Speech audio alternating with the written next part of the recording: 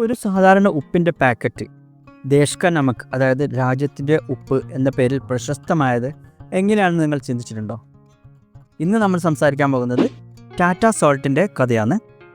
1980കളിൽ ഇന്ത്യയിലൊരു ചെറിയ ആരോഗ്യ പ്രശ്നം രൂപപ്പെട്ടു വന്നിരുന്നു. അയഡിൻ്റെ ഡെഫിഷ്യൻസി. ഇത് കാരണമായി പലർക്കും ഗോയിറ്റർ, മാനസിക പ്രശ്നങ്ങൾ, മറ്റു ആരോഗ്യ പ്രശ്നങ്ങൾ എന്നിവയ്ക്ക് കാരണമായിരുന്നു. 1983 ടാറ്റ കെമിക്കൽസ് ആദ്യമായിട്ട് ടാറ്റ സോൾട്ട്, അതായത് അയഡിൻ ചേർത്ത ഒരു ഉപ്പ് ബ്രാൻഡ് പുറത്തിറക്കി.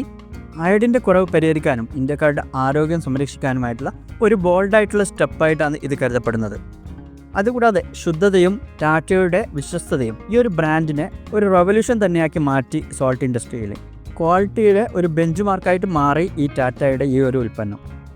ഇതൊക്കെ കൊണ്ട് തന്നെ ഇന്ത്യയിലെ ഓരോ വീട്ടിലെയും ഒരു പ്രധാനപ്പെട്ട സ്ഥാനം ഈ ഒരു ബ്രാൻഡിന് കൈയടക്കാൻ പറ്റി.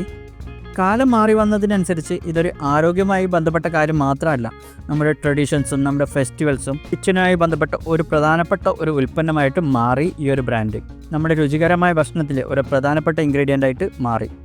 ഇന്നും ടാറ്റ സോൾട്ട് അറിയപ്പെടുന്നത് ദേശ് കാ നമക്, അതായത് വിശ്വസ്തതയുടെയും ആരോഗ്യത്തിൻ്റെയും ഒരു സിമ്പിളായിട്ടാണ്. നിങ്ങൾക്ക് ടാറ്റ സോൾട്ടുമായി ബന്ധപ്പെട്ട് എന്തെങ്കിലും ഒരു എക്സ്പീരിയൻസ് പങ്കുവെക്കാനുണ്ടെങ്കിൽ താഴെ കമൻറ്റിൽ അറിയിക്കുക.